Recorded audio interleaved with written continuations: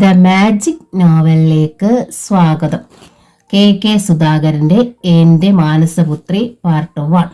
17-18 പ്രായം മതിക്കുന്ന സുന്ദരികളായ 2 പെൺകുട്ടികൾ റെസ്റ്റോറന്റിലേക്ക് കയറി വന്നു. അവിടെ ഭക്ഷണം കഴിച്ചുകൊണ്ടിരിക്കുന്ന പലരും അപ്പോൾ കൗതുകത്തോടെ അവരെ തല തിരിച്ചു നോക്കി. 10-40 സീറ്റുള്ള വിശാലമായ റെസ്റ്റോറന്റ് ആയിരുന്നു അത്. ഒരൊഴിഞ്ഞ മേശയുടെ അടുത്ത് ചെന്ന് 2 പെൺകുട്ടികൾ ഇരുന്നു. സപ്ലയർ അവരുടെ അടുത്തേക്ക് വന്നു. 2 ഐസ്ക്രീം, വാനില. ചുവന്ന ചുരിദാർ ധരിച്ച പെൺകുട്ടി പറഞ്ഞു. വലുതോ ചെറുതോ? സപ്ലയർ ചോദിച്ചു. ചുവന്ന ചുരിദാർ ധരിച്ച പെൺകുട്ടി വെള്ള ചുരിദാർ ധരിച്ച പെൺകുട്ടി ഒന്ന് നോക്കി. ചെറുത് മതി, വെള്ള ചുരിദാർ ധരിച്ച പെൺകുട്ടി പറഞ്ഞു. സപ്ലയർ പോയി. 4-5 മേശകൾക്കപ്പുറത്ത് മുന്നിൽ കാപ്പിക്കപ്പകളുമായി ഇരിക്കുന്ന 2 മധ്യവയസ്കരായ ഒരു സ്ത്രീയും പുരുഷനും പെൺകുട്ടികളെ കണ്ണിമയ്ക്കാതെ നോക്കി. നല്ല മിടുക്കി കുട്ടികൾ അല്ലേ സുമംഗലെ? അയാൾ പറഞ്ഞു. ചന്ദ്രേട്ടന് 2 ആളെ ഇഷ്ടപ്പെട്ട മട്ടുണ്ടല്ലോ, പുഞ്ചിരിച്ചുകൊണ്ട് അവൾ പറഞ്ഞു. ഇഷ്ടപ്പെട്ടു. നീ ചെന്നൊന്ന് സംസാരിച്ചു നോക്കിക്കേ, അറിയാമല്ലോ എവിടെ ഉള്ളവരാണെന്ന്. ശരി. സപ്ലയർ 2 കപ്പ് ഐസ്ക്രീം പെൺകുട്ടികളുടെ മുമ്പിൽ കൊണ്ടുവന്ന് വെച്ചു. അവർ അത് കഴിക്കാൻ തുടങ്ങി. സുമംഗലം എല്ലാം എഴുന്നേറ്റ് പെൺകുട്ടികളുടെ അടുത്തേക്ക് ചെന്നു. ഒരു കസേര വലിച്ചിട്ടിരുന്നു. 2 പേരും അവരെ ഒന്ന് നോക്കി. സുമംഗല അവരെ നോക്കി പുഞ്ചിരിച്ചു. എന്താ മോളുടെ പേര്? ചുവന്ന ചുരിദാർ ധരിച്ച പെൺകുട്ടിയോട് അവർ ചോദിച്ചു. ഗ്ലോറിയ, അവൾ പറഞ്ഞു. മോളുടെ പേരോ? വെള്ള ചുരിദാർ ധരിച്ച പെൺകുട്ടിയോട് അവർ ചോദിച്ചു. സോഫിയ, അവൾ പറഞ്ഞു.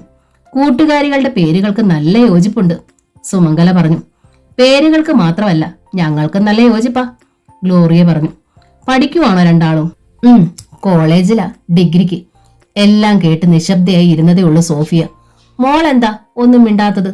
അവളെ നോക്കി സുമംഗല ചോദിച്ചു. അവൾ അങ്ങനെ ഒരു ടൈപ്പാ, അധികം ആരോടും മിണ്ടത്തില്ല. അവൾക്കും കൂടെ ഞാനേ മിണ്ടാറുള്ളൂ, ചിരിച്ചുകൊണ്ട് ഗ്ലോറിയ പറഞ്ഞു.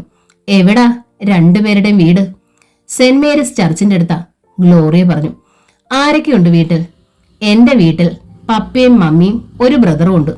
പപ്പ ഡോക്ടറാ, മമ്മി കോളേജിൽ പഠിപ്പിക്കുന്നു, ബ്രദർ മെഡിസിന് പഠിക്കുക. സോഫിയയുടെ വീട്ടിലോ? ഇവളുടെ ഡാഡി എഞ്ചിനീയറാ, മമ്മി ഡോക്ടർ. ആന്റിയുടെ പേരെങ്ങനാ? ഗ്ലോറിയ ചോദിച്ചു. സുമംഗല. എവിടാ വീട്? എറണാകുളത്താ. ഞങ്ങൾ തിരുവല്ലയിൽ പോയിട്ട് വരുന്ന വഴിയാ. ഹസ്ബൻഡ് അവിടെ ഇരിപ്പുണ്ട്. സോഫിയയും ഗ്ലോറിയയും തല തിരിച്ചു നോക്കി. രാമചന്ദ്രൻ ഒന്നും അറിയാത്ത മട്ടിലിരിക്കുകയായിരുന്നു. ഞങ്ങൾക്കും മക്കളില്ല. നിങ്ങളെ കണ്ടപ്പോ എനിക്കെന്തോ ഒരു ഇഷ്ടം തോന്നി, അതാ പരിചയപ്പെടാൻ വന്നേ. സുമംഗലയുടെ കാതുകളിൽ കിടക്കുന്ന വൈരക്കമ്മലുകളിൽ ഗ്ലോറിയയുടെ ശ്രദ്ധ പതിഞ്ഞു. ഇത് ഡയമണ്ട് ആണോ ആന്റി?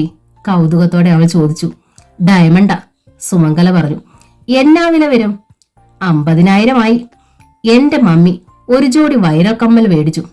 75,000 ആന്റിയുടെ ഹസ്ബൻഡ് എന്ത് ചെയ്യുന്നു? ഗ്ലോറിയ ചോദിച്ചു. ബിസിനസ്സാ. എന്ത് ബിസിനസ്സാ? എക്സ്പോർട്ടറാ. വിദേശ രാജ്യങ്ങളിലേക്ക് സുഗന്ധദ്രവ്യങ്ങൾ കയറ്റി അയക്കുന്ന കമ്പനിയുണ്ട് ഞങ്ങൾക്ക്. അപ്പോഴേക്കും അവർ ഐസ്ക്രീം കഴിച്ചു കഴിഞ്ഞിരുന്നു. ഞങ്ങൾ പോവും ആന്റി, ഗ്ലോറിയ പറഞ്ഞു. 2 പെൺകുട്ടികളും പോയി. സുമംഗല എഴുന്നേറ്റ് രാമചന്ദ്രന്റെ അടുത്തേക്ക് വന്നു. വല്ല പ്രയോജനം ഉണ്ടായോ? അയാൾ ചോദിച്ചു. ഇല്ല, ഡോക്ടറുടെ എഞ്ചിനീയറുടെ മക്കളാണെന്നാ പറഞ്ഞേ. പക്ഷേ എനിക്കങ്ങോട്ട് വിശ്വാസം വന്നില്ല. കമ്മലും മാലയൊന്നും സ്വർണ്ണമൊന്നുമല്ല, ഡ്രസ്സൊക്കെ വില കുറഞ്ഞതാ, സുമംഗല പറഞ്ഞു. എന്തൊക്കെയായാലും കണ്ടാൽ ആരും കൊതിക്കുന്ന പെമ്പിള്ളാരാ. പക്ഷെ പറഞ്ഞിട്ടെന്ത് ഫലം? നെടുവീർപ്പോടെ 2 പേരും എഴുന്നേറ്റു. വെളിയിൽ കാർ പാർക്ക് ചെയ്തിട്ടുണ്ടായിരുന്നു. അവർ അതിൽ കയറി യാത്രയായി. ഒരു ഓട്ടോറിക്ഷ കൈകാട്ടി നിർത്തി. ഗ്ലോറിയയും സോഫിയയും അതിൽ കയറി. നീ എന്തിനാ അവരോട് അങ്ങനെയൊക്കെ പറഞ്ഞേ? കുറ്റപ്പെടുത്തുന്നത് പോലെ സോഫിയ ചോദിച്ചു. സ്വപ്നം കാണുമ്പോ എന്തിനാ മോളെ പിശുക്ക് കാണിക്കുന്നേ? അല്ലെങ്കിൽ തന്നെ എന്റെ പപ്പ ഡോക്ടർ അല്ലെന്നും നിന്റെ ഡാഡി എഞ്ചിനീയർ അല്ലെന്നും ആരറിഞ്ഞു? സോഫിയ മിണ്ടിയില്ല. ആ സ്ത്രീയെ നീ ശ്രദ്ധിച്ചോ? വലിയ കാശുകാരിയാണെന്നാ തോന്നുന്നേ. അവരുടെ മാലയിലും കമ്മലിലും ഉള്ള കല്ലുകൾ കണ്ടോ? ഡയമണ്ടാ. എന്തൊരു വലിയ കാറാ അവരുടേത്. അവർ മരിച്ചു പോകുമ്പോ സ്വത്തൊക്കെ ആർക്ക് കിട്ടും? മക്കളില്ലല്ലോ അവർക്ക്. അതോർത്ത് നീ വിഷമിക്കണ്ട, അവരെന്തെങ്കിലും വഴി കണ്ടുപിടിച്ചോളും, സോഫിയ പറഞ്ഞു. ഗ്ലോറിയ അത് കേട്ടില്ല. കൊട്ടാരം പോലുള്ള വീടായിരിക്കും അവരുടേത്. നല്ല രുചിയുള്ള ആഹാരം, വില കൂടിയ ഉടുപ്പുകൾ, AC കാറിൽ സഞ്ചാരം, വീട്ടിൽ എന്ത് ചെയ്തു തരാനും വേലക്കാർ. എന്ത് രസമായിരിക്കും അത്. ഓട്ടോറിക്ഷ ലിറ്റിൽ ഫ്ലവർ കോൺവെന്റിന്റെ അടുത്തെത്തി. ഇവിടെ നിർത്തിയാൽ മതി, ഗ്ലോറിയ പറഞ്ഞു. ഗേറ്റിന് വെളിയിൽ ഓട്ടോ നിന്നു. നമ്മൾ ഓട്ടോയിലാ വന്നെന്നറിഞ്ഞ മാർട്ടിന സിസ്റ്റർ ഇല്ലാത്ത പുകിലൊക്കെ ഉണ്ടാക്കും, ഗ്ലോറിയ പറഞ്ഞു. ചെറിയ മണിപ്പേഴ്സ് തുറന്ന് അവൾ ഓട്ടോ കൂലി കൊടുത്തു. എന്നിട്ട് ഗേറ്റ് തുറന്ന് അകത്ത് കയറി മെല്ലെ നടന്നു. കരിങ്കല്ല് കൊണ്ട് നിർമ്മിച്ച കൂറ്റൻ ഇരുനില കെട്ടിടമാണ് ലിറ്റിൽ ഫ്ലവർ കോൺവെന്റ്. മുൻവശത്ത് വിശാലമായ പൂന്തോട്ടം. 10 ഏക്കറോളം വിസ്തൃതിയുണ്ട് മതിൽക്കെട്ടിനുള്ളിൽ. പ്രധാന കെട്ടിടത്തിന് പിന്നിൽ കൃഷിത്തോട്ടവും 12 പശുക്കളുള്ള തൊഴുത്തുമുണ്ട്. കോൺവെന്റിനോട് ചേർന്ന ഓടിട്ട ഒരു പഴയ ഇരുനില കെട്ടിടമാണ് ലിറ്റിൽ ഫ്ലവർ ഓർഫണേജ്. സോഫിയയും ഗ്ലോറിയയും അവിടേക്ക് നടന്നു. ഗ്ലോറിയ, പെട്ടെന്ന് പിന്നിൽ നിന്നൊരു വിളി കേട്ട് രണ്ടുപേരും ഞെട്ടിത്തിരിഞ്ഞു നോക്കി. സിസ്റ്റർ മാർട്ടിനെയായിരുന്നു അത്. അവർക്കാണ് ഓർഫണേജിന്റെ ചുമതല. എന്താ ഇത്ര താമസിച്ചേ? സാധാരണ 4 മണിക്ക് വരാറുള്ളതല്ലേ നീ? സമയം ഇപ്പോൾ 4:30 ആയല്ലോ, ഗൗരവഭാവത്തിൽ അവർ ചോദിച്ചു. കറുത്ത് തടിച്ച 45-കാരിയാണ് സിസ്റ്റർ മാർട്ടിന. അവർ ചിരിക്കുന്നത് ആരും കണ്ടിട്ടില്ല. ലോകത്തോട് മുഴുവൻ വെറുപ്പാണ് അവർക്ക്. ഇന്ന് താമസിച്ച സിസ്റ്ററെ ക്ലാസ് തീർന്നേ. സോഫിയ കോളേജിൽ നിന്ന് വന്നപ്പോഴും തീർന്നില്ലായിരുന്നു. പിന്നെ ഞാൻ ഇങ്ങ് പോന്നതാ, വിനീത ഭാവത്തിൽ ഗ്ലോറിയ പറഞ്ഞു. ആണോടി? സോഫിയ നോക്കി സിസ്റ്റർ ചോദിച്ചു. അതെ സിസ്റ്ററെ, സോഫിയ പറഞ്ഞു. സോഫിയെ സിസ്റ്റർ മാർട്ടിനയ്ക്ക് വിശ്വാസമാണ്. 12ാം ക്ലാസ് പരീക്ഷ ഫസ്റ്റ് ക്ലാസ്സിലാണ് സോഫിയ പാസ്സായത്. അവൾ ഇപ്പോൾ BSc പഠിക്കുകയാണ്. 12ൽ നിന്ന് ഗ്ലോറിയ ജയിച്ചില്ല. അവൾ DTP പഠിക്കാൻ ടൗണിലുള്ള കമ്പ്യൂട്ടർ സെന്ററിൽ ചേർന്നിരിക്കുകയാണ്. ചെല്ല്, നിന്നെ ഷലോമി അന്വേഷിക്കുന്നുണ്ടായിരുന്നു, ഗ്ലോറിയോട് സിസ്റ്റർ പറഞ്ഞു. സോഫിയയും ഗ്ലോറിയയും ഓർഫനേജിലേക്ക് കയറി. അവർ നേരെ ഡോർമിറ്ററിയിലേക്കാണ് ചെന്നത്. ചെറിയ ഹാളാണ് ഡോർമിറ്ററി. ഹാളിൽ 2 നിരയായി ഷീറ്റ് വിരിച്ച മരക്കട്ടിലുകളാണ്. നടുക്ക് വഴി 40ഓളം കട്ടിലുകളുണ്ട്. ഓരോ കട്ടിലിന്റെയും കീഴിൽ തകരപ്പെട്ടിയുണ്ട്. അതിലാണ് ഓരോ അന്തേവാസിയും വസ്ത്രങ്ങളും മറ്റ് സാധനങ്ങളും സൂക്ഷിക്കുന്നത്. 10 മുതൽ 18 വയസ്സ് വരെയുള്ള അന്തേവാസികൾക്കുള്ളതാണ് ഈ ഡോർമിറ്ററി. പെൺകുട്ടികൾക്ക് മാത്രമുള്ളതാണ് little flower orphanage. Little flower കോൺവെന്റിനു മുന്നിലുള്ള അമ്മത്തൊട്ടിലിൽ ഇപ്പോഴും ഉപേക്ഷിക്കപ്പെട്ട ചോര കുഞ്ഞുങ്ങളെ കിട്ടാറുണ്ട്. മഠത്തിലെ സിസ്റ്റർമാർ അതിനെ ഏറ്റെടുത്ത് ഓർഫനേജിൽ വളർത്തും. ആൺകുഞ്ഞാണെങ്കിൽ സെന്റ് സെബാസ്റ്റ്യൻസ് ഓർഫനേജിലേക്ക് മാറ്റും. അത് ആൺകുട്ടികൾക്കുള്ള ഓർഫനേജാണ്. ഗ്ലോറിയയും സോഫിയും അവരവരുടെ കട്ടിലുകളിലിരുന്നു. അടുത്തടുത്താണ് അവരുടെ കിടക്കകൾ.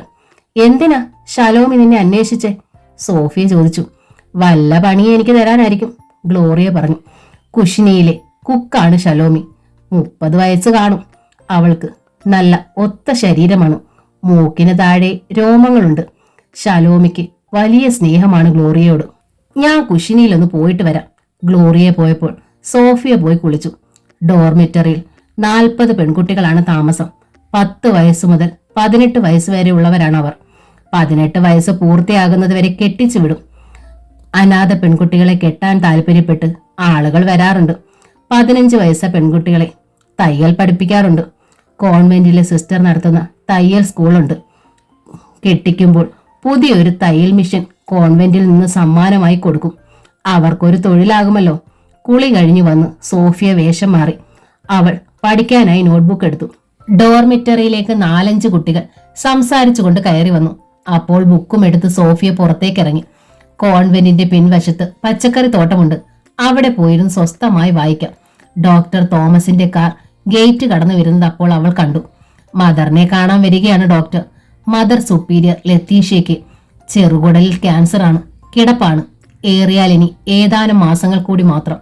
സോഫിയ നന്നായി പാടും. അത് കാരണം മദർ ലത്തീഷ്യയ്ക്ക് അവളെ വലിയ ഇഷ്ടമാണ്. ഇടയ്ക്കൊക്കെ മദറിന്റെ മുറിയിലേക്ക് വിളിപ്പിച്ച് പാടാറുമുണ്ട്. പാട്ട് കേൾക്കുമ്പോൾ മദറിന് സുഖം തോന്നും. കോൺവെന്റിന്റെ പിന്നിലൂടെ നടക്കുമ്പോൾ പിന്നിൽ നിന്ന് വന്ന ജീപ്പ് അവളുടെ അടുത്ത് വന്ന് പെട്ടെന്ന് നിന്നു. തിരിഞ്ഞു നോക്കിയപ്പോൾ ബെഞ്ചമിനാണ്, കോൺവെന്റിലെ ജീപ്പ് ഡ്രൈവർ. ബെഞ്ചമിനെ അവൾക്കിഷ്ടമല്ല. കാണുമ്പോഴൊക്കെ അവൻ അനാവശ്യങ്ങൾ പറയും. അവന്റെ വൃത്തികെട്ട നോട്ടവും വഷളം ചിരിയും കാണുമ്പോൾ അവൾക്ക് കലി വരും. സോഫിയ മോൾ എങ്ങോട്ട് പോവാ? പഠിക്കാനാണോ?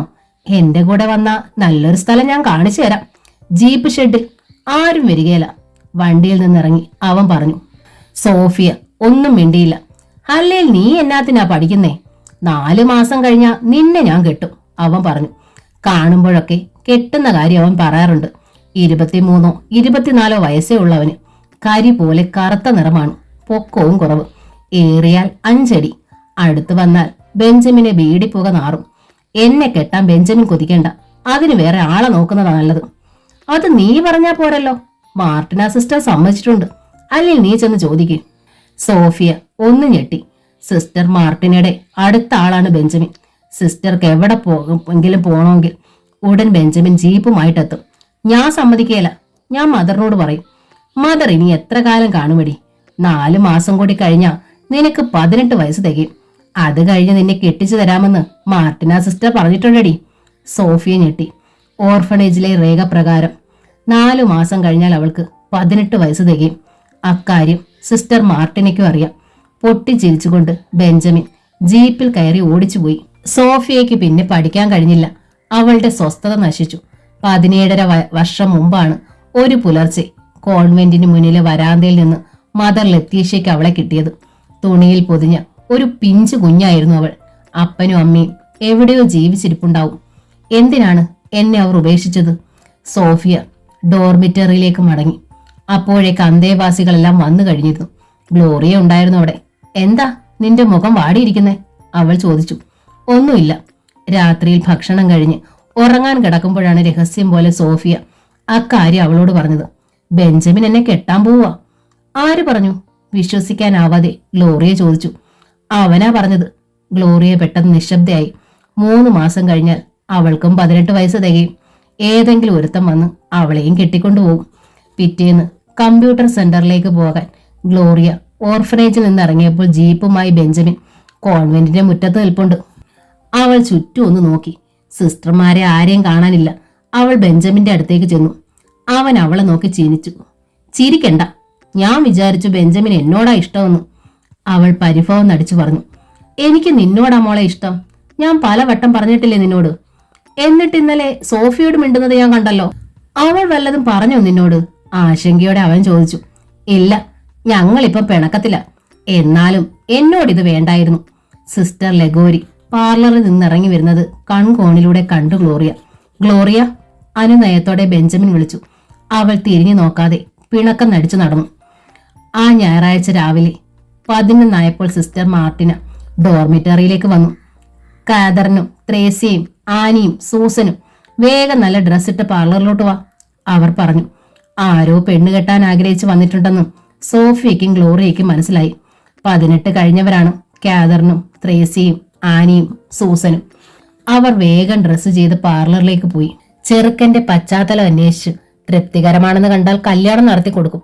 3 മാസം കഴിഞ്ഞാൽ അവരുടെ കൂടെ എന്നെ വിളിക്കുമല്ലോടി, ഗ്ലോറിയ പറഞ്ഞു. ആ ഓർമ്മയിൽ അവർ നടുങ്ങി. ഗ്ലോറിയ ഒരു പഴയ ചുരിദാറിന്റെ ടോപ്പ് എടുത്തുകൊണ്ട് തയ്യൽ ക്ലാസ്സിലേക്ക് പോകാൻ ഇറങ്ങി. അതിന്റെ നെഞ്ചുഭാഗം ഇത്തിരി ഇറുക്കമാണ്. കുറച്ച് ലൂസാക്കണം. പെട്ടെന്നാണ് വളർച്ച. മുറ്റം കടന്നു വേണം തയ്യൽ ക്ലാസ് നടക്കുന്ന കെട്ടിടത്തിലേക്ക് പോകാൻ. മുറ്റത്ത് ഒരു ഓട്ടോറിക്ഷ കിടക്കുന്നു. കറുത്തു മെലിഞ്ഞൊരു ചെറുപ്പക്കാരനും തല നരച്ചൊരു സ്ത്രീയും സിസ്റ്റർ മാർട്ടിനയോട് സംസാരിച്ചു നിൽക്കുന്നുണ്ടായിരുന്നു. അപ്പോൾ എനിക്ക് 4 പേരെ ഇഷ്ടപ്പെട്ടില്ല സിസ്റ്ററെ, ചെറുപ്പക്കാരൻ പറഞ്ഞു. എന്നാൽ നിങ്ങൾ വേറെ എവിടെങ്കിലും നോക്ക്, സിസ്റ്റർ പറഞ്ഞു. അപ്പോഴാണ് ഗ്ലോറിയ അതുവഴി വന്നത്. വെളുത്തു തൊടുത്ത അവളെ കണ്ടപ്പോൾ ചെറുപ്പക്കാരന്റെ കണ്ണുകൾ ആർത്തിയോടെ അവളെ വട്ടമിട്ടു. ആ കുട്ടി ഏതാ സിസ്റ്ററെ? അയാൾ ചോദിച്ചു. അവൾക്ക് 18 തികഞ്ഞില്ലല്ലോ, 3 മാസം കൂടി കഴിയണം. എന്നാൽ എനിക്ക് ആ കുട്ടിയെ മതി. 3 മാസം കഴിഞ്ഞേച്ച് ഞാൻ വരാം. എന്നാൽ അങ്ങനെയാകട്ടെ. അത് കേട്ട് ഗ്ലോറിയ ഞെട്ടി. അവൾ വേഗം തയ്യൽ ക്ലാസ്സിലേക്ക് നടന്നു. മോളെ, ആ സ്ത്രീ വിളിക്കുന്നത് കേട്ടു. അവൾ തിരിഞ്ഞു നോക്കിയില്ല. കുടക്കമ്പി പോലുള്ള ആ കറുത്തു മെലിഞ്ഞ ചെകുത്താന്റെ മണവാട്ടിയാകാനാണോ കർത്താവേ എന്റെ വിധി? തയ്യൽ ക്ലാസ്സിൽ ചെന്ന് അവൾ ഒരു ചുരിദാർ തയ്ക്കാൻ തുടങ്ങി. ഗ്ലോറിയ തയ്ച്ചതൊന്നും ശരിയായില്ല. ഏതോ തുണി പൊതിഞ്ഞുകൊണ്ടുവന്ന പത്രക്കടലാസ് എടുത്ത് അവൾ വെറുതെ വായിച്ചു. ക്ലാസിഫൈഡ് പത്രത്തിന്റെ പേജായിരുന്നു അത്. ഒരു പരസ്യം അവളുടെ ശ്രദ്ധയിൽപ്പെട്ടു. കാണാനില്ല. 12 വയസ്സുള്ള ഒരു ആൺകുട്ടിയെ തൃശൂരിൽ നിന്ന് കാണാതായി. കാണാതാകുമ്പോൾ കറുത്ത പാൻസും നീല ഷർട്ടുമായിരുന്നു വേഷം. 4 അടി പൊക്കം, വെളുത്ത നിറം, ചുരുണ്ട മുടി, നെറ്റിയിൽ കറുത്ത മറുക്. കണ്ടുകിട്ടുന്നവർ താഴെ കൊടുത്തിരിക്കുന്ന നമ്പറിലോ അടുത്ത പോലീസ് സ്റ്റേഷനിലോ വിവരം അറിയിക്കാൻ അപേക്ഷ. പണ്ടെങ്ങോ നഷ്ടപ്പെട്ട അപ്പനമ്മമാരെ കണ്ടുപിടിക്കാനും ഇതുപോലൊരു പരസ്യം കൊടുത്താൽ മതിയോ? ആലോചിക്കും തോറും ഗ്ലോറിയയ്ക്ക് ഉത്സാഹം വർദ്ധിച്ചു. അന്ന് രാത്രി അവൾ ആ കാര്യം സോഫിയോട് ചർച്ച ചെയ്തു. നിനക്ക് വട്ടാണ്. അത് കേട്ടപ്പോൾ സോഫിയ പറഞ്ഞു. വട്ടൊന്നും അല്ലടി, നമ്മൾ പത്രത്തിൽ ഒരു പരസ്യം കൊടുക്കുന്നു. 17.5 വർഷം മുമ്പ് കോട്ടയം ജില്ലയിലെ ഒരു ഓർഫനേജിൽ ഉപേക്ഷിക്കപ്പെട്ട പെൺകുട്ടി അവളുടെ അപ്പനമ്മമാരെ അന്വേഷിക്കുന്നു.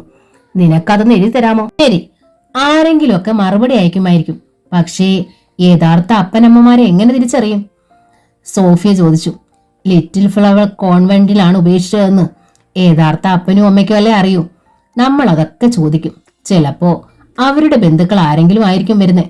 നമ്മൾ കോൺവെന്റിൽ അഡ്രസ് അല്ലേ കൊടുക്കൂ. അപ്പോൾ അവർ ഇവിടേക്കല്ലേ വരൂ മണ്ടി. അല്ലടി, നമ്മൾ പോസ്റ്റ് ബോക്സ് നമ്പറേ കൊടുക്കും. മറുപടികൾ പത്രം ഓഫീസിലേക്ക് കിട്ടും. നമ്മൾ അവിടെ ചെന്ന് മറുപടി മേടിക്കും. അതൊരു നല്ല ബുദ്ധിയാണെന്ന് സോഫിയയ്ക്കും തോന്നി. കൂട്ടത്തിൽ നിന്റെ അപ്പനമ്മമാർക്കും മറുപടി അയച്ചേക്കുമടി.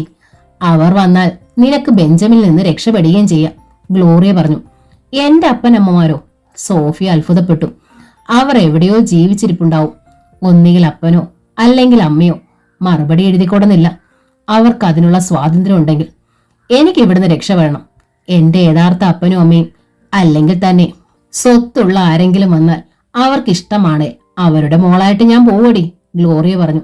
സോഫിയ നോട്ട് ബുക്കിൽ നിന്നൊരു കടലാസ് ചീന്തിയെടുത്തു. പരസ്യം എഴുതി കൊടുത്തു. പിറ്റേന്ന് അതും കൊണ്ട് അവർ പത്രം ഓഫീസിൽ ചെന്നു. 985 രൂപയാവും. പരസ്യം വായിച്ചു നോക്കിയിട്ട് അഡ്വർടൈസിംഗ് വിഭാഗത്തിലെ ആൾ പറഞ്ഞു, ഞങ്ങൾ നാളെ വരാം. അവർ അവിടെ നിന്നിറങ്ങി. ഇത്രയും രൂപ എവിടുന്നുണ്ടാകും? തീർന്നില്ലേ നിന്റെ പകൽക്കിനാവ്? ദുഃഖത്തോടെ സോഫിയ ചോദിച്ചു. മറുപടി പറയാതെ ഗ്ലോറിയ പുഞ്ചിരിച്ചതേ ഉള്ളൂ. പിറ്റേന്നവൾ ജീപ്പ് ഷെഡിനടുത്തേക്ക് ചെന്നു. വണ്ടിയുടെ ബോണറ്റ് തുറന്നു വെച്ച് എന്തോ പരിശോധിക്കുന്നുണ്ടായിരുന്നു ബെഞ്ചമിൻ. നിന്റെ പിണക്കം മാറിയോ? അവളെ കണ്ട് അവൻ ചോദിച്ചു. മാറിയിട്ടൊന്നുമില്ല, പക്ഷെ മാറാനൊരു വഴിയുണ്ട്. എന്തു വഴി? ഇന്നലെ മീരയുടെ കൂടെ കടയിൽ പോയപ്പോ ഞാനൊരു ചുരിദാർ കണ്ടു. എനിക്കത് മേടിച്ചു തരാമെങ്കിൽ പിണക്കം തീരും. അത്രേ ഉള്ളോ? ഞാൻ മേടിച്ചു തരാം. അവൻ സന്നദ്ധനായി. 1000 രൂപയെ വില. അതിങ്ങ് തന്നാ മതി, ഞാൻ മേടിച്ചോളാം. കിട്ടുന്ന ശമ്പളമൊക്കെ സമ്പാദിക്കുമല്ലേ, അതേന്നെടുത്ത് തന്നാ മതി. കോൺവെന്റിന്റെ ഗേറ്റിനോട് ചേർന്നുള്ള ഔട്ട് ഹൗസിലാണ് ബെഞ്ചമിന്റെ താമസം. ശമ്പളമുണ്ട്. ആഹാരം കോൺവെന്റിൽ നിന്നാണ്. ചെലവൊന്നുമില്ല. നാളെ തരാം. പക്ഷേ ഞാൻ പറയണ ഒരു കാര്യം നീ ചെയ്യണം. നാളെ സന്ധ്യയ്ക്ക് 7 മണി കഴിഞ്ഞ് ഇവിടെ വരണം. കള്ളച്ചിരിയോടെ അവൻ പറഞ്ഞു. അവന്റെ ഉദ്ദേശം അവൾക്ക് മനസ്സിലായി. നാളെ കാശ് തരണം. മറ്റന്നാൾ സന്ധ്യയ്ക്ക് വരാം. പിന്നെ വാക്കുമാറല്ലേ? ഇല്ലെന്നേ. പിറ്റേന്ന് ആരും കാണാതെ 1000 രൂപ ബെഞ്ചമിൻ അവൾക്ക് കൊടുത്തു. സോഫിയയും ഒത്ത് അവൾ പത്രം ഓഫീസിലേക്ക് പോയി. എവിടുന്ന് കിട്ടി കാശ്? അത്ഭുതത്തോടെ സോഫിയ ചോദിച്ചു. പണം കിട്ടിയ വഴി ഗ്ലോറിയ അവളോട് പറഞ്ഞു. നാളെ സന്ധ്യയ്ക്ക് പോകുമോ നീ അവന്റെ അടുത്ത്? എന്റെ പട്ടി പോകും, പരിഹാസത്തോടെ അവൾ ചിരിച്ചു. പത്രം ഓഫീസിൽ ചെന്ന് പരസ്യത്തിന് പണം അടച്ചിട്ടാണ് അവർ ഓർഫനേജിലേക്ക് മടങ്ങിയത്. രണ്ടുപേരും കാത്തിരിക്കാൻ തുടങ്ങി. ഒരാഴ്ച കഴിഞ്ഞപ്പോൾ പത്രത്തിൽ പരസ്യം വന്നു. പരസ്യം ആദ്യം കണ്ടത് സുമംഗലയാണ്. അവർ പത്രവുമായി മുകളിലത്തെ നിലയിലേക്ക് കയറി ചെന്നു. അപ്പോൾ രാമചന്ദ്രൻ ആർക്കോ ഫോൺ ചെയ്യുകയായിരുന്നു. ഹലോ ബഷീറെ, ഹോട്ടൽ ബ്ലൂ മൂണിൽ ഒരു പാർട്ടി വന്നിട്ടുണ്ട്. ആരെ എത്തിക്കുന്നേ? ഗായത്രിയോ അതോ ഷബ്നത്തെയോ? അയാൾ ചോദിച്ചു. ഗായത്രി പാലക്കാട്ടല്ലേ സാർ, ഷബ്നം ഹോസ്പിറ്റലില്ല. അവളെ നാളെ ഡിസ്ചാർജ് ചെയ്യത്തുള്ളൂ. പിന്നെ എന്ത് ചെയ്യും? വൻ പാർട്ടിയാ. ഭാവിയിൽ നമുക്ക് തുടർച്ചയായി ബിസിനസ് കിട്ടിയേക്കും. ഞാൻ പ്രേമയൊന്ന് ട്രൈ ചെയ്യാം. അവൾ മെനഞ്ഞാന്ന് വീട്ടിൽ പോയല്ലേ. ഒരു ടാക്സി എടുത്ത് വേഗം വരാൻ പറയാം. വിളിച്ചു നോക്ക്. എന്തായാലും ആരെങ്കിലും അഡ്ജസ്റ്റ് ചെയ്ത് വിടണം. ഫോൺ വെച്ചിട്ട് രാമചന്ദ്രൻ സുമംഗലയെ നോക്കി. ഓരോ അവളുമാര് വരും, കാശുണ്ടാക്കും. തന്റെ ഇടം ആകുമ്പോ സലാം പറഞ്ഞങ്ങ് പോവും. നമുക്കിപ്പോ ആള് കുറവാ, അത് ബിസിനസിനെ ബാധിക്കുന്നുണ്ട്, അയാൾ പറഞ്ഞു. ഞാനൊരാളിനെ തരട്ടെ? സുമംഗല ചോദിച്ചു. ആരാ? ദാ ഈ പരസ്യം ഒന്ന് നോക്കിക്കേ. രാമചന്ദ്രൻ പത്രം വാങ്ങിയത് വായിച്ചു. സന്തോഷത്തോടെ അയാൾ മുഖം ഉയർത്തി നോക്കി. 17.5 അല്ലെങ്കിൽ 18. ചിലർക്ക് ഈ പ്രായക്കാരികളെയാ കൂടുതൽ ഇഷ്ടം. നമുക്കവളെ മോളായിട്ടിങ്ങ് കൊണ്ടുവന്നാലോ സുമംഗലെ? ഞാനും അതാ ഉദ്ദേശിച്ച്. ഒരു കടലാസ് എടുത്ത് രാമചന്ദ്രൻ മറുപടി എഴുതി. പൊന്നുമോളെ, നീ നിന്റെ അച്ഛനും അമ്മയ്ക്കും മാപ്പ് തരണം. ഒരു പ്രത്യേക സാഹചര്യത്തിൽ എനിക്ക് നിന്നെ ഉപേക്ഷിക്കേണ്ടി വന്നു. നീ എവിടെയാണെങ്കിലും എനിക്ക് നിന്നെ വേണം. വേഗം മറുപടി എഴുതണേ. ഫോൺ നമ്പറുണ്ട്, അതിൽ വിളിച്ചാലും മതി. ഞാൻ പറന്നു വരും. അന്ന് തന്നെ ആ കത്ത് പോസ്റ്റ് ബോക്സ് നമ്പറിൽ അയാൾ പത്രം ഓഫീസിലേക്ക് അയച്ചു. കമ്പ്യൂട്ടർ ക്ലാസ്സിൽ പോകാൻ വേഷം ധരിച്ച് തകരപ്പെട്ടിയിൽ നിന്ന് ചെറിയ കണ്ണാടിയെടുത്ത് ഗ്ലോറിയ മുഖം പരിശോധിച്ചു. ഐലൈനർ ഉണ്ടായിരുന്നെങ്കിൽ കണ്ണെഴുതാമായിരുന്നു, ക്രീം ഉണ്ടായിരുന്നെങ്കിൽ കവിളിൽ പുരട്ടാമായിരുന്നു, പൊട്ടുണ്ടായിരുന്നെങ്കിൽ നെറ്റിയിൽ തൊടാമായിരുന്നു. എല്ലാം ഉണ്ടായിരുന്നെങ്കിൽ തന്നെ അതൊന്നും ലിറ്റിൽ ഫ്ലവർ ഓർഫനേജിലെ അനാഥ പെണ്ണിന് ഉപയോഗിക്കാൻ അനുവാദമില്ലല്ലോ. അവൾ ഒരു നെടുവീർപ്പോടെ കണ്ണാടി പെട്ടിയിൽ വെച്ചടച്ചു. അതൊന്നും ഇല്ലെങ്കിലും സുന്ദരിയാണെന്നൊരു ആശ്വാസമുണ്ട് കൂട്ടിന്. നോട്ട്ബുക്ക് എടുത്ത് ഹാൻഡ് ബാഗിൽ വെച്ച് ഗ്ലോറി ഇറങ്ങി. കോൺവെന്റിന്റെ മുമ്പിൽ എത്തിയപ്പോഴാണ് ജീപ്പിനടുത്ത് നിൽക്കുന്ന ബെഞ്ചമിനെ അവൾ കണ്ടത്. അവളൊന്ന് ഞെട്ടി. സന്ധ്യ കഴിഞ്ഞ് ജീപ്പ് ഷെഡിന്റെ അടുത്തേക്ക് ചെല്ലാമെന്ന് സമ്മതിച്ചിട്ട് കുറേ ദിവസമായി. ഇതുവരെ അവനെ ഒളിച്ചു നടക്കുകയായിരുന്നു. ചുണ്ടുകളിൽ മനോഹരമായൊരു ചിരിയെടുത്തണിഞ്ഞ് അവൾ മെല്ലെ ബെഞ്ചമിന്റെ അടുത്തേക്ക് ചെന്നു. നല്ലയാളാ, മനുഷ്യരെ ഇങ്ങനെ പറഞ്ഞു പറ്റിക്കരുത് കേട്ടോ, പിണക്കം നടിച്ച് അവൾ പറഞ്ഞു. അത് ശരി, ഇപ്പൊ വാദി പ്രതിയായല്ലേ? എങ്ങോട്ടും പോകാതെ ഞാൻ എത്ര ദിവസം നോക്കിയിരുന്നെന്നറിയാമോ? നിരാശയോടെ അവൻ പറഞ്ഞു. ബെഞ്ചമിൻ എന്നതായി പറയുന്നേ? സന്ധ്യക്കൊക്കെ എനിക്കെങ്ങനെ ഇറങ്ങി വരാൻ പറ്റുമോ? എന്നിട്ടും ഞായറാഴ്ച ഞാൻ വന്നു. കുറേ നേരം നിന്നിട്ട് പേടിയായപ്പോ ഞാനിങ്ങ് പോന്നു. ഗ്ലോറിയ നുണ പറഞ്ഞതായിരുന്നു അത്. ഞായറാഴ്ച ബെഞ്ചമിൻ സ്ഥലത്തില്ലായിരുന്നെന്ന് അവൾക്ക് അറിയാമായിരുന്നു. അയ്യോ, വന്നായിരുന്നോ? ഞാനിന്ന് സിസ്റ്റർമാരെയും കൊണ്ട് വാകത്താനത്തേക്കൊന്ന് പോയിരിക്കുമായിരുന്നു. 8 മണി കഴിഞ്ഞാ വന്നത്. കണ്ടോ ഇപ്പോഴെങ്ങനെ ഇരിക്കുന്നു? കുറ്റപ്പെടുത്തുന്ന മട്ടിൽ അവൾ നോക്കി. എന്നാൽ നാളെ വരാമോ? അവൻ ആശയോടെ ചോദിച്ചു. പെട്ടെന്നൊന്ന് തിരിഞ്ഞു നോക്കിയിട്ട് അവൾ ഭയന്നടിച്ചു. ദാണ്ടേ സിസ്റ്റർ ലഗോരി വരുന്നു, പിന്നെ സംസാരിക്കാം. അവൾ വേഗം നടന്നു. ഗ്ലോറിയ ചെന്നപ്പോൾ കോൺവെന്റിന്റെ കൂറ്റൻ ഗേറ്റ് അടഞ്ഞുകിടക്കുകയായിരുന്നു. ഒരു വശത്തുള്ള വിക്കറ്റ് ഗേറ്റ് വഴി അവൾ പുറത്തിറങ്ങി. ടൗണിലേക്ക് 2 കിലോമീറ്റർ ദൂരമുണ്ട്. പള്ളിയുടെ മുമ്പിലുള്ള സ്റ്റോപ്പിൽ നിന്ന് ബസ് കിട്ടും. അവൾ ബസ് കാത്തുനിന്നു. DTP പരീക്ഷ കഴിഞ്ഞാൽ സിസ്റ്റർമാർ നടത്തുന്ന ലിറ്റിൽ ഫ്ലവർ പ്രസിൽ ജോലി കിട്ടും. പക്ഷേ ശമ്പളം ഒന്നും കിട്ടുകയില്ല. എത്രയും വേഗം ഓർഫനേജിൽ നിന്ന് രക്ഷപ്പെടണം. തിരിച്ചു വരുമ്പോൾ ലില്ലിക്കുട്ടിയുടെ വീട്ടിൽ പോകണം. പത്രം ഓഫീസിൽ നിന്ന് കത്ത് വല്ലതും വന്നോ എന്നറിയണം. ടൗണിലേക്കുള്ള ബസ് വന്നു. നല്ല തിരക്കുണ്ടായിരുന്നു വണ്ടിയിൽ. 4-5 പേർ പള്ളിപ്പടിയിൽ നിന്ന് കയറി. ചാർലി ആയിരുന്നു കണ്ടക്ടർ. അയാളാണ് കണ്ടക്ടറെങ്കിൽ അന്ന് ഗ്ലോറിയയ്ക്ക് ടിക്കറ്റ് വേണ്ട. അയാൾ വന്ന് മുട്ടി ഉരുമി എന്ന് സംസാരിക്കും. അങ്ങനെ ഒരു കുഴപ്പമേ ഉള്ളൂ. പക്ഷെ 2 ദിവസത്തെ ടിക്കറ്റ് ചാർജ് ലാഭിച്ചാൽ ഒരു ഐസ്ക്രീം വാങ്ങാമല്ലോ എന്നാണ് അവളുടെ കണക്കുകൂട്ടൽ. ദിവസം 5 രൂപയെന്ന നിരക്കിൽ ഓർഫനേജിൽ നിന്ന് ബസ് ചാർജ് കിട്ടും. മറ്റന്നാൾ ഞാൻ കാണത്തില്ല. അടുത്ത് വന്ന് ചാർലി സ്വരം താഴ്ത്തി പറഞ്ഞു. അതെന്താ? മണിപ്പേഴ്സിൽ നിന്ന് ഒരു 5 രൂപ നാണയം എടുത്തുകൊണ്ട് അവൾ ചോദിച്ചു. അയാൾ അത് വാങ്ങി ബാഗിലിട്ടു. ആ കൊടുക്കലും വാങ്ങലും മറ്റുള്ളവരെ ബോധിപ്പിക്കാൻ വേണ്ടി മാത്രമാണ്. വലിയ പള്ളിയിൽ പെരുന്നാളാ. ഞാനൊന്ന് വണ്ടിയെ കയറത്തില്ല. വരുന്നോ, നമുക്ക് പെരുന്നാൾ കൂടാം, ചാർലി പറഞ്ഞു. വളവ് തിരിഞ്ഞപ്പോൾ ബസ് ഒന്ന് ഉലഞ്ഞു. ചാർലി വന്ന് അവളുടെ ദേഹത്തൊന്ന് അമർന്നു. വന്നാൽ എന്നാ മേടിച്ചു തരും? അവൾ മെല്ലെ ചോദിച്ചു. വള മേടിച്ചു തരാം. എന്നാ വളയാ? എന്നാ വള വേണം? സ്വർണ്ണവള മേടിച്ചു തന്നാ വരാം. മേടിച്ചു തരാം. കൂട്ടത്തിൽ എന്റെ കൂട്ടുകാരന്റെ വീട്ടിലൊന്ന് കയറേണ്ടി വരും. അവിടെ ആരും കാണത്തില്ല. വരാമോ? ചേട്ടൻ വിളിച്ചാൻ ഏത് നരകത്തിലും ഞാൻ വരും. രോമാഞ്ചം കൊള്ളുന്നത് പോലെ ചാർലി ഒന്ന് പുഞ്ചിരിച്ചു. ബാലൻസ് കൊടുക്കുന്ന മട്ടിൽ ബാഗിൽ നിന്ന് 5 രൂപ നാണയമെടുത്ത് അയാൾ അവളുടെ കയ്യിൽ കൊടുത്തു. അപ്പോഴേക്കും ടൗണിൽ ബസ് എത്തി. നാളെ കാണുമ്പോ ബാക്കി പറയാം കേട്ടോ. അവൾ തലകുലുക്കി. ബസ് ഇറങ്ങി ഗ്ലോറിയ കമ്പ്യൂട്ടർ സെന്ററിലേക്ക് നടക്കുമ്പോൾ ഏതിലെ 2 പെൺകുട്ടികൾ സംസാരിച്ചുകൊണ്ട് വരുന്നു. കാണാൻ ഭംഗിയുള്ള ചുരിദാറായിരുന്നു ഒരു പെണ്ണിന്റെ വേഷം. കറുത്ത ടോപ്പിന്റെ നെഞ്ചു ഭാഗത്ത് ഓറഞ്ച് നിറത്തിലുള്ള എംബ്രോയിഡറി വർക്ക്. ഗ്ലോറിയയ്ക്ക് അത് വല്ലാതെ ഇഷ്ടപ്പെട്ടു. 1000 രൂപയെങ്കിലും വില വരും ആ ചുരിദാറിന്. അങ്ങേ വശത്തെ പെണ്ണിന്റെ വേഷം കാലുകൾ ഇറുകി പിടിച്ചിരിക്കുന്ന ജീൻസും അരയ്ക്ക് തൊട്ടു മുകളിൽ വരെ മാത്രം ഇറക്കമുള്ള ടോപ്പുമാണ്. കയ്യൊന്ന് ഉയർത്തിയാൽ വയറ് കാണണം. അതാണ് ഇപ്പോഴത്തെ ഫാഷൻ. ലില്ലിക്കുട്ടിയുടെ വീട്ടിൽ TV ഉണ്ട്. അവിടെ ചെല്ലുമ്പോഴൊക്കെ ചാനലുകൾ ഓരോന്നായി മാറ്റി നോക്കി ഗ്ലോറിയ നൃത്തരംഗങ്ങൾ കാണാറുണ്ട്. ഡാൻസ് ചെയ്യുന്ന പെൺപിള്ളർ അത്തരം വേഷമാണ് ധരിക്കാറുള്ളത്. അവൾ ഇതുവരെ ജീൻസ് ഇട്ടിട്ടില്ല. വരട്ടെ, പണക്കാരായ അപ്പമ്മനമ്മമാരെ കിട്ടുമ്പോൾ ആ ഒരു ചെത്തണം. കമ്പ്യൂട്ടർ സെന്ററിൽ ചെന്നപ്പോൾ 2 മണി. അവൾക്കുള്ള കമ്പ്യൂട്ടർ ഒഴിഞ്ഞിരിക്കുന്നു. അവൾ അതിന്റെ മുമ്പിൽ ചെന്നിരുന്ന് DTP പരിശീലിക്കാൻ തുടങ്ങി. തൊട്ടടുത്തുള്ള കമ്പ്യൂട്ടർ ജയശ്രീയുടേതാണ്. സീറ്റിൽ അവളില്ല. പക്ഷേ മേശപ്പുറത്ത് അവളുടെ ഹാൻഡ് ബാഗ് ഉണ്ട്. അല്പനേരം കഴിഞ്ഞപ്പോൾ ജയശ്രീ വന്നു. താൻ എവിടായിരുന്നടോ? ഗ്ലോറിയ ചോദിച്ചു. പുതിയ വൈസ് പ്രിൻസിപ്പൽ ഒരു ബോറനാടോ? ഇതുവരെ എന്നെ പിടിച്ചു നിർത്തി പഞ്ചാര അടിക്കുമായിരുന്നു. മുഷിച്ചിലോടെ ജയശ്രീ പറഞ്ഞു. ഉവ്വോ, അയാൾക്കൊരു 10-40 വയസ്സ് കാണത്തില്ലേ? ആശ്ചര്യത്തോടെ ഗ്ലോറിയ ചോദിച്ചു. കാണും, അവർക്കല്ലേ പെമ്പിള്ളാരെ കാണുമ്പോ ഇളക്കം കൂടുതൽ. എന്നെ പോലും വെറുതെ വിടുന്നില്ല ഷാപ്പൻ. ജയശ്രീയുടെ കല്യാണം കഴിഞ്ഞതാണ്. 6 വയസ്സുള്ള മകനും ഉണ്ട്. ഇപ്പോഴാണ് കമ്പ്യൂട്ടർ പഠിക്കാൻ വരുന്നത്. പുതിയ വൈസ് പ്രിൻസിപ്പൽ ചാർജ് എടുത്തിട്ട് ഒരാഴ്ച ആയതേ ഉള്ളൂ. പക്ഷേ 2 ദിവസം മാത്രമേ അയാൾ സെന്ററിൽ വന്നിട്ടുള്ളൂ. വൈസ് പ്രിൻസിപ്പൽ ജോസഫ് കൈതാരം അയാളുടെ മുറിയുടെ മുമ്പിൽ പുതിയ ബോർഡ് സ്ഥാപിച്ചിട്ടുണ്ട്. Principal Chacko Kunnumpuram block panchayat president ആയതുകൊണ്ട് മിക്ക ദിവസവും കമ്പ്യൂട്ടർ സെന്ററിൽ കാണുകയില്ല. വൈസ് പ്രിൻസിപ്പലിനാണ് ഭരണം. 4 മണിയായപ്പോൾ കോളേജ് വിട്ട് സോഫിയ കമ്പ്യൂട്ടർ സെന്ററിൽ വന്നു. അതാണ് പതിവ്. ഒന്നിച്ചാണ് അവർ ഓർഫണേജിലേക്ക് പോകുന്നത്. സോഫിയ ചെന്നപ്പോൾ ഗ്ലോറിയ എഴുന്നേറ്റു. എടി, നമുക്ക് ലില്ലിക്കുട്ടിയുടെ വീട്ടിലൊന്ന് പോയാലോ?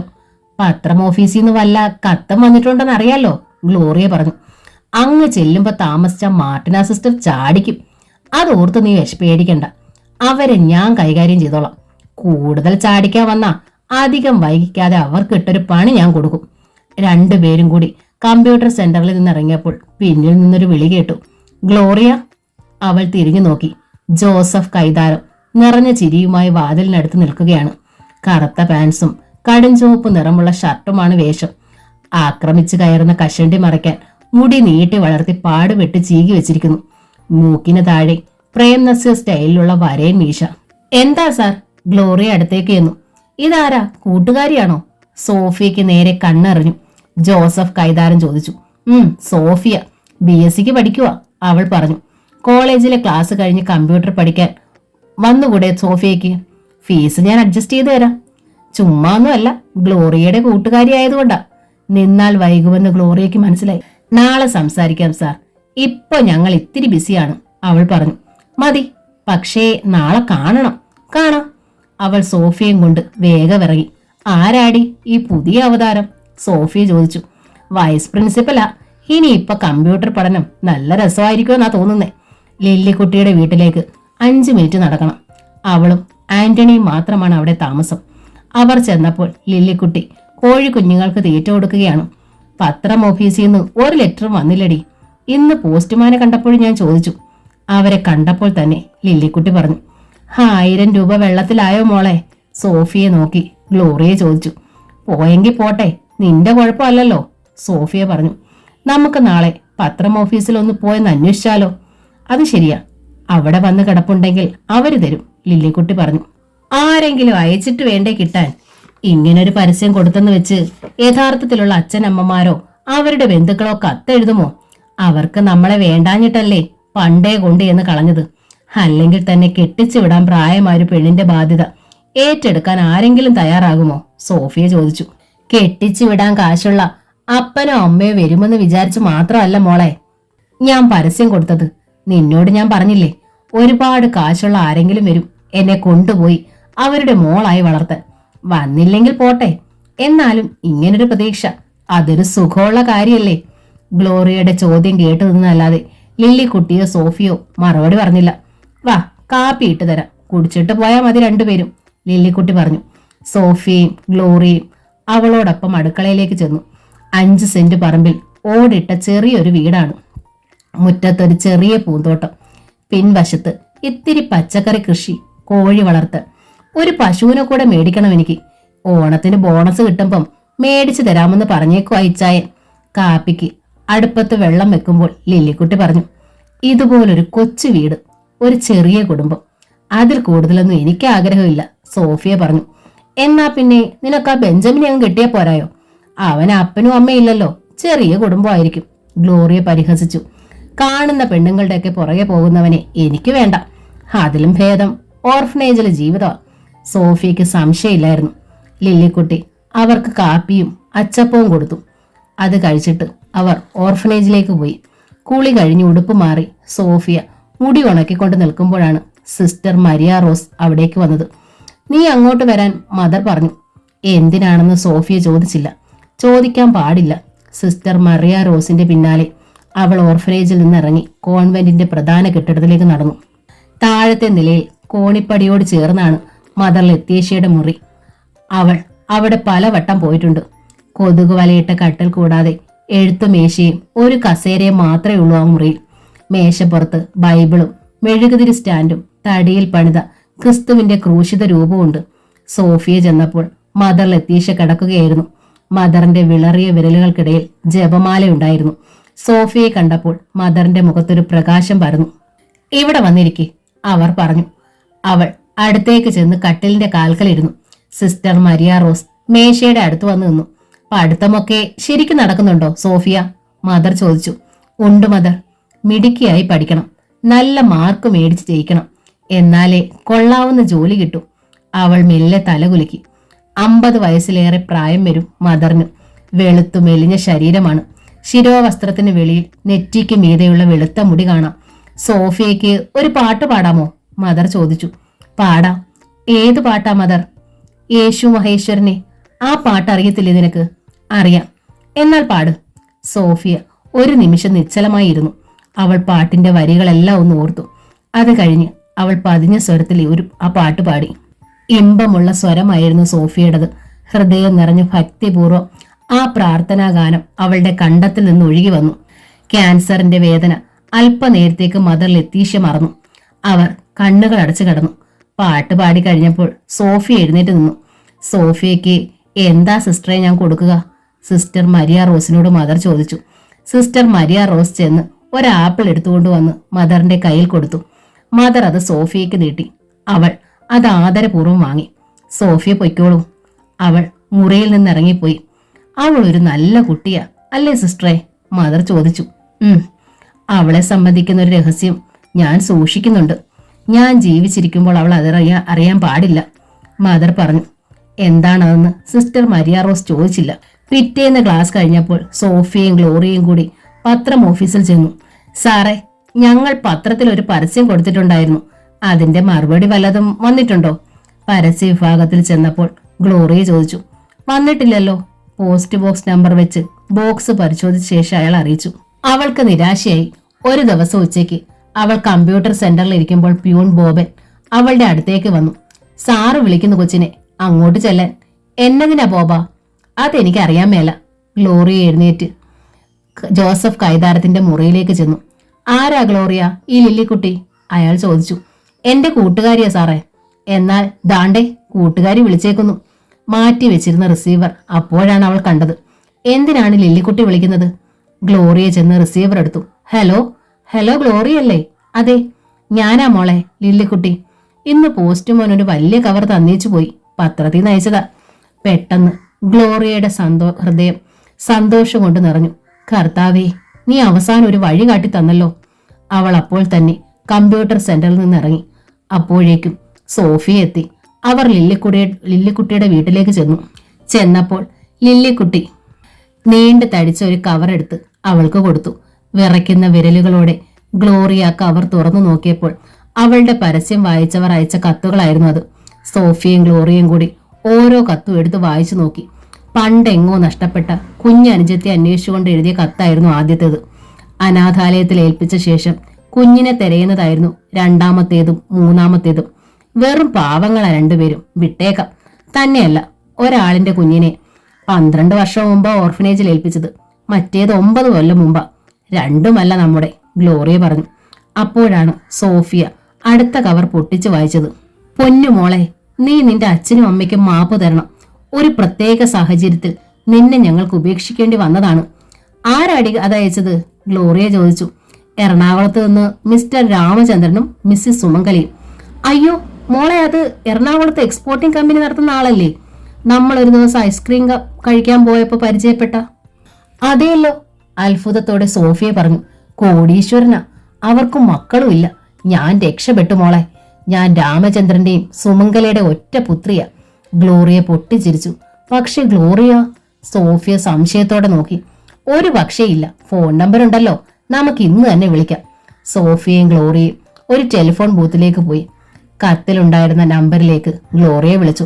എറണാകുളത്ത് രാമചന്ദ്രന്റെ ഹെവൻ വില്ല എന്ന ഇരുനില വീട്ടിലെ ഫോൺ ബെല്ലടിച്ചു.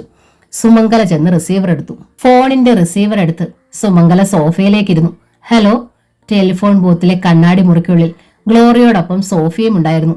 Hello, heaven വില്ലയല്ലേ? ഗ്ലോറിയ ചോദിച്ചു. അതെ. സുമംഗലാമ്മയാണോ? അതെ. ഗ്ലോറിയ സോഫിയയുടെ മുഖത്തേക്ക് നോക്കി ഒന്ന് പുഞ്ചിരിച്ചു.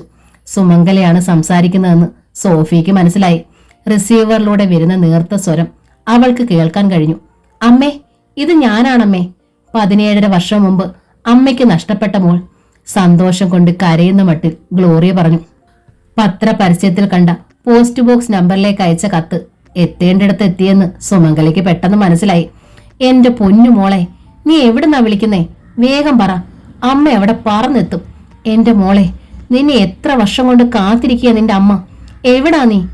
അമിതമായ ആഹ്ലാദം അഭിനയിച്ചു സുമംഗല ചോദിച്ചു.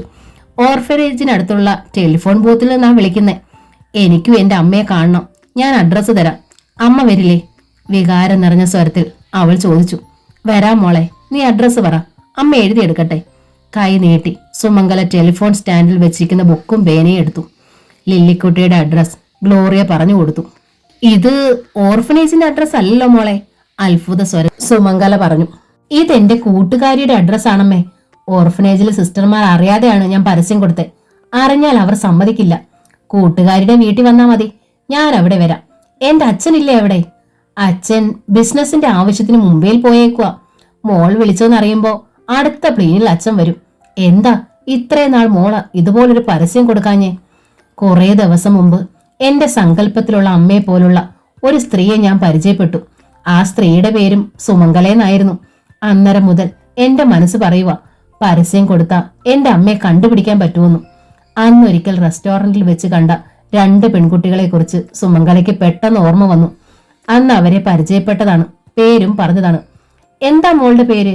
ഗ്ലോറിയ എന്നാണോ? സുമംഗല വെറുതെ ചോദിച്ചു. അതെ, അമ്മയ്ക്ക് എങ്ങനെ മനസ്സിലായി? ആശ്ചര്യ സ്വരത്തിൽ ഗ്ലോറിയ ചോദിച്ചു. കൂട്ടുകാരിയുടെ പേര് സോഫിയ. അന്ന് കണ്ട സുമംഗല എന്ന അമ്മ എന്റെ സ്വന്തം അമ്മയാണോ? വിശ്വാസം വരാത്ത മട്ടിൽ ഗ്ലോറിയ ചോദിച്ചു. അതേ മോളെ, ദൈവമാ നമ്മളെ അന്ന് കൂട്ടിമുട്ടിച്ച്. അല്ലെങ്കിൽ ഇന്നിപ്പോ എന്റെ മോളെ എനിക്ക് തിരിച്ചു കിട്ടുമായിരുന്നോ? അമ്മ എപ്പോഴാ എന്നെ കാണാൻ വരുന്നേ? ഇപ്പം ഞാൻ അച്ഛനെ വിളിക്കും. അച്ഛൻ മുംബൈയിൽ നിന്ന് വന്നാലുടനെ ഞങ്ങൾ വരും. ഞങ്ങളുടെ മോളെ ഇങ്ങ് കൊണ്ടുപോരാൻ. അന്ന് ഞാനൊരു കള്ളം പറഞ്ഞു. പപ്പ ഡോക്ടറാണെന്നും മമ്മി കോളേജിൽ പഠിപ്പിക്കുകയാണെന്നൊക്കെ. അമ്മ ക്ഷമിക്കണം. അനാഥരാണെന്നുള്ള ഫീലിംഗ് മാറ്റാൻ ഞങ്ങൾ ഇതുപോലുള്ള കളവുകൾ പറയാറുണ്ട്. ഗ്ലോറിയ ഒന്ന് തേങ്ങിക്കരഞ്ഞു.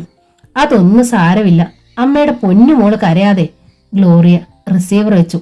എന്തൊരു അഭിനയമായിരുന്നെടി നിന്റേത്. സോഫിയ അത്ഭുതത്തിൽ അവളെ നോക്കി. ഗ്ലോറിയ പൊട്ടിച്ചിരിച്ചു. ഇതൊരു തുടക്കം മാത്രമാണ് മോളെ, അവൾ പറഞ്ഞു. സുമംഗൽ അപ്പോൾ തന്നെ രാമചന്ദ്രനെ മൊബൈലിൽ വിളിച്ചു. കാർ ഓടിച്ചു ബ്ലൂ മൂൺ ഹോട്ടലിലേക്ക് പോവുകയായിരുന്നു അയാൾ. കാറിന്റെ പിൻസീറ്റിൽ ലീന, സംഗീത എന്ന് 2 യുവതികളുണ്ടായിരുന്നു. ഹലോ, എന്താ സുമംഗലെ? മൊബൈൽ എടുത്ത് അയാൾ ചോദിച്ചു. ചന്ദ്രേട്ടൻ എവിടാണിപ്പോൾ? ഞാൻ ഹോട്ടലിലേക്ക് പോയിക്കൊണ്ടിരിക്കുകയാണ്. എന്നാൽ പോയിട്ട് വേഗം വാ, ഒരു സന്തോഷ വാർത്ത അറിയിക്കാനുണ്ട്. എങ്കിൽ പറയൂ. നേരിട്ട് പറയാനുള്ളതാണ്, ഫോണിൽ പറഞ്ഞാൽ ശരിയാവത്തില്ല. അവർ ഫോൺ വെച്ചു. എന്താണ് സന്തോഷ വാർത്തയെന്ന് എത്ര ഊഹിച്ചിട്ടും രാമചന്ദ്രന്റെ പിടികിട്ടിയില്ല. ഹോട്ടലിന്റെ മുന്നിൽ കാർ നിന്നു. റിസപ്ഷനിൽ കാത്തിരുന്ന ബഷീർ വന്ന് ലീനയും സംഗീതയും കൂട്ടിക്കൊണ്ടുപോയി. രാമചന്ദ്രൻ അപ്പോൾ തന്നെ വീട്ടിലേക്ക് തിരിച്ചു. അയാൾ ഹെവൻ വില്ലയിൽ ചെന്നപ്പോൾ സുമംഗല പുറത്തേക്ക് ഇറങ്ങി വന്നു. പത്രപരസ്യം കണ്ട് നമ്മൾ കത്തെഴുതിയില്ലേ? അവൾ കുറച്ചു മുമ്പ് വിളിച്ചു. അവർ അറിയിച്ചു. എവിടെയാണവൾ? അയാൾ ആകാംക്ഷയോടെ ചോദിച്ചു. ഓർഫനേജിലാണ്. പക്ഷെ നമ്മൾ ചെല്ലേണ്ടത് അവളുടെ കൂട്ടുകാരിയുടെ വീട്ടിലേക്കാണ്. അഡ്രസ്സ് തന്നു. പക്ഷേ അത്ഭുതപ്പെടുത്തുന്ന കാര്യം അതല്ല. കുറെ ദിവസം മുമ്പ് നമ്മൾ ചെങ്ങന്നൂരിൽ പോയിട്ട് വരുമ്പോ ഒരു റെസ്റ്റോറന്റിൽ ചായ കുടിക്കാൻ കയറിയില്ലേ? അന്നേരം നമ്മൾ 2 പെമ്പിള്ളാരെ കണ്ടത് ഓർമ്മയുണ്ടോ? നീ ചെന്ന് പരിചയപ്പെട്ടതല്ലേ ഗ്ലോറിയയും സോഫിയയും? അതിൽ ഗ്ലോറിയാണ് നമ്മുടെ മോൾ. അയാൾ വിശ്വസിക്കാനാവാതെ സുമംഗലയെ നോക്കി. തേടിയ വള്ളി കാലിൽ ചുറ്റിയെന്ന് പറഞ്ഞതുപോലെയല്ലേ? നമുക്ക് നാളെ തന്നെ പോയി അവളെ കൊണ്ടുവന്നാലോ? ആഹ്ലാദത്തോടെ രാമചന്ദ്രൻ ചോദിച്ചു. ബിസിനസിന്റെ ആവശ്യത്തിന് ചന്ദ്രേട്ടൻ മുംബൈയിലേക്ക് പോയേക്കുവാണെന്നാ ഞാൻ പറഞ്ഞത്. അയാൾ ഒന്ന് ഊറിച്ചിരിച്ചു. അത് നന്നായി. നാളെ ഞാൻ മുംബൈയിൽ നിന്ന് വിമാനത്തിൽ വന്നിറങ്ങുന്നു. മറ്റന്നാൾ നമ്മൾ അവളെ കാണാൻ പോകുന്നു. പക്ഷേ ഒരു പ്രശ്നമുണ്ട് സുമംഗലെ. അവൾ നമ്മുടെ മോളാണെന്ന് അവളെ എങ്ങനെ നമ്മൾ വിശ്വസിപ്പിക്കും? വിശ്വസിക്കാവുന്ന ഒരു കഥയുണ്ടാക്കണം. 2 പേരും കഥയുണ്ടാക്കാൻ വേണ്ടി വളരെ നേരം തലപുകച്ചു. അന്ന് രാത്രിയിൽ കഞ്ഞിയും പയറുമായിരുന്നു ഓർഫനേജിലെ ഭക്ഷണം. കഞ്ഞി കണ്ടാൽ ഗ്ലോറിയയ്ക്ക് കലിയിളകും. അവൾ അത് കുടിക്കാതെ പാത്രം കഴുകി വെക്കാനെന്ന മട്ടിൽ പുറത്തുപോയി ഓടയിലൊഴിച്ചു.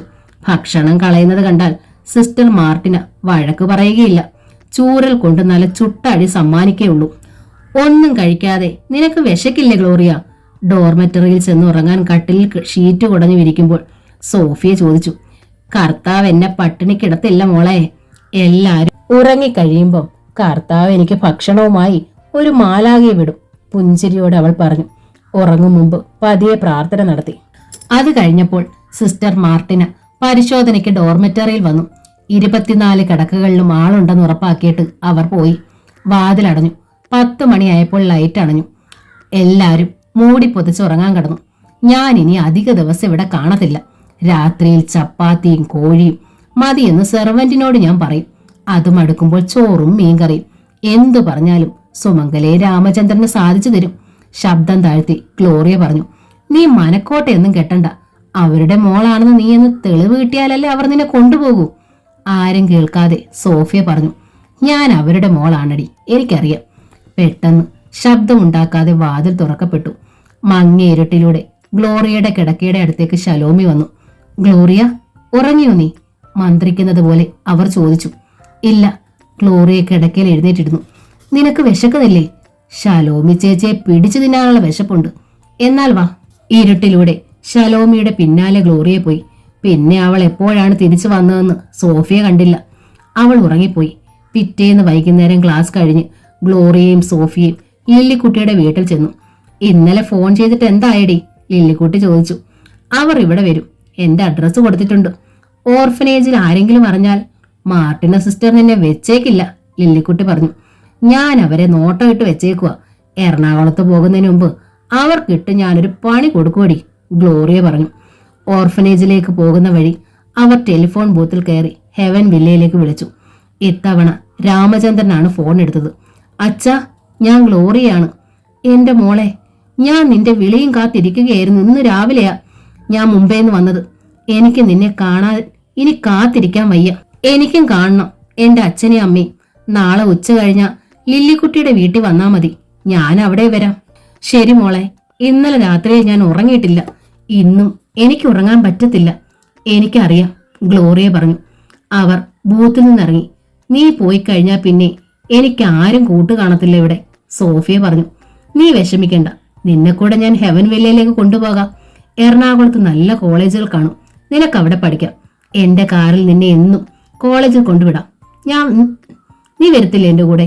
വരാം. പക്ഷേ ഓർഫനേജിൽ നിന്ന് വിട്ടെങ്കിലല്ലേ. 18 വയസ്സ് തികഞ്ഞാൽ പിന്നെ നമ്മളെ ആർക്കും തടഞ്ഞു നിർത്താൻ പറ്റത്തില്ല മോളെ. നിന്നെ ഞാൻ കൊണ്ടുപോകും.